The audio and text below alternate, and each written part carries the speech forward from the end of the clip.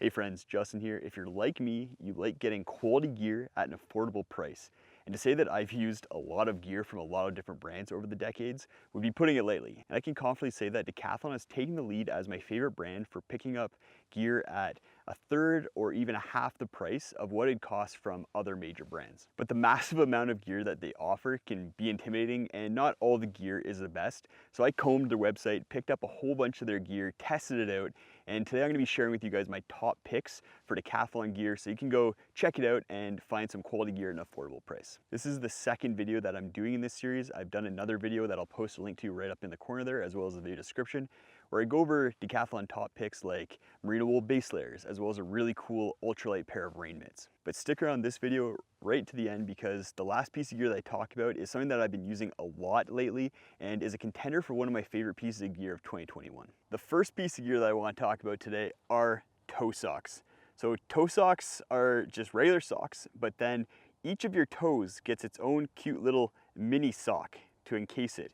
And they may seem silly, and they definitely look silly, but encasing each of your toes in its own separate mini sock really helps with avoiding blisters if you get blisters between your toes. The Decathlon toe sock is made with nylon and has a little bit of stretch to it, and they dry really quickly. I've gotten these completely wet and I was surprised at how quickly they dried out. I've used them when hiking as well as when running, and I found them very effective at preventing blisters. And they've been pretty durable as well over the course of the last 8 months that I've had them. The toes are a little bit more difficult to get onto your foot if you're used to Injinji toe socks, but I think I like that better because it helps them stay in place better, and it seems like it might end up being more durable in the long run, but time will tell. These are also super affordable, much less expensive than a lot of other toe sock options out there at only $10 US. This next item is perfect for a day like today where I'm just out for a little walk in my local park here, and it's the Trek 100 synthetic jacket. So this is made with synthetic fill insulation, not down fill insulation,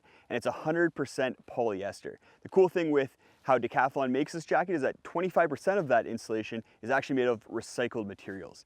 And then the shell is made with a 20 denier nylon here.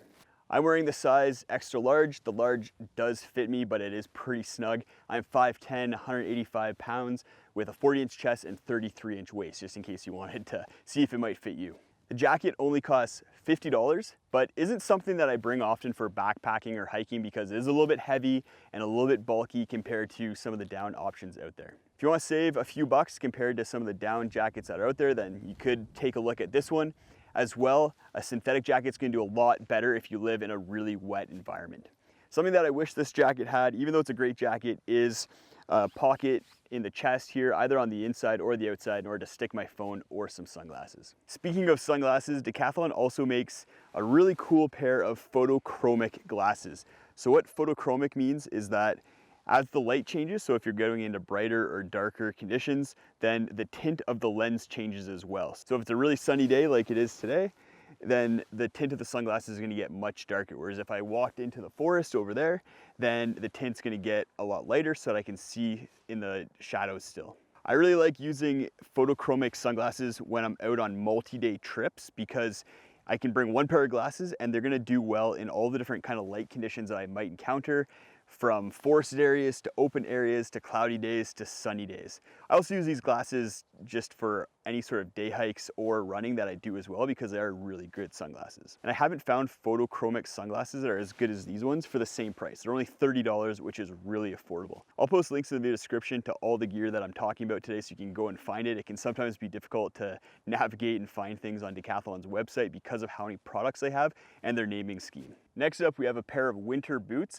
and I'm actually going to get changed into these right now because the rest of the trail that I'm going to be going down is a little bit snowy, a little bit icy, and a little bit wet. So these will be much better than the Blundstones that I'm wearing right now. And I've been really liking these boots over the course of the last winter. I've used them on a whole bunch of trips, and I find that the fit's really good. I wear a size 10.5 normally, and these fit true to size. As well as if you like a boot with a little bit of a wider toe box, then these will probably still fit you no problem. When I first got them, they're a little bit snug in the forefoot, but it stretched out after a couple trips. They are waterproof and they do really well on icy trails, which is why I'm putting them on right now, like I said. And I've tested them out on pure ice to snow, a whole bunch of different conditions, and the tread on them and the rubber that it uses is super solid. The sole is a bit soft and they don't have a lot of rigidity to them, so I wouldn't use them for really heavy backpacking trips, but they work great for day trips or if you're doing something like snowshoeing. My girlfriend has picked up a pair of these as well and has really liked them, and they keep you pretty warm. We've used them down to -20 degrees Celsius, and we're really warm when moving with them. And these are by far one of the most affordable winter boots that are still quality that I found out there at only $80. If you're walking along and you can't find a nice log to sit on like I just did, but you still want to take a load off, then Decathlon also sells this awesome three-legged stool for only $8. And it does weigh quite a bit at 2 pounds, but I found that it's a great stool. I use it in the winter a whole bunch. I like using stools in the wintertime because I find they're a little bit more stable than a chair. And if you want to just kind of dabble in the world of chairs and stools, see if it's something that you like when you're out on your backpacking or camping trips, then for $8 you can't really beat this. And even if you just need something to throw in your pack so that you can stop, take a load off, and watch the world go by, then this is a really good option for that. Next up, we have another jacket, and this is a jacket that Decathlon has made for trail running. And it's super light at only 175 grams and costs $55. And what really sets this jacket apart, other than its weight and its price, is that it is pretty well featured as well. So it has a chest pocket right here, it has pit zips, and then it has a vent on the back there, and then it also has some cinches for the hood. So this jacket has all the features that I'd want in a rain jacket at a crazy light weight. Because I picked this jacket up in the wintertime, I haven't gotten it out in some really big rains yet, but I was curious to see if it is indeed waterproof. So I took it into my shower, I did a shower test, stood there for a while, let the water from the shower head just drench me, and no water got through at all. So the jacket does seem to be waterproof. I will be putting it through its paces to really double check that, but at 175 grams, for what this jacket offers, I am really intrigued. Next up, we have another jacket. So this is the Trek 900 down jacket. So this is a winter down jacket, or if you run really cold, then this would be a great jacket for you as well. It's full zip, it has a hood, and a lot of great features. I have here the size XL. I got that because it fits me a little bit looser so I can layer up underneath it during the winter time. And it weighs 585 grams in that size. This jacket only costs $130, which is about a third of what a comparable jacket would cost from another manufacturer. And it has a lot of really good features. Outside of the hood and all the zippers, the hood and shoulders are made with a water repellent material, which is great if it's wet snow coming down on you. It's not gonna soak through into those places.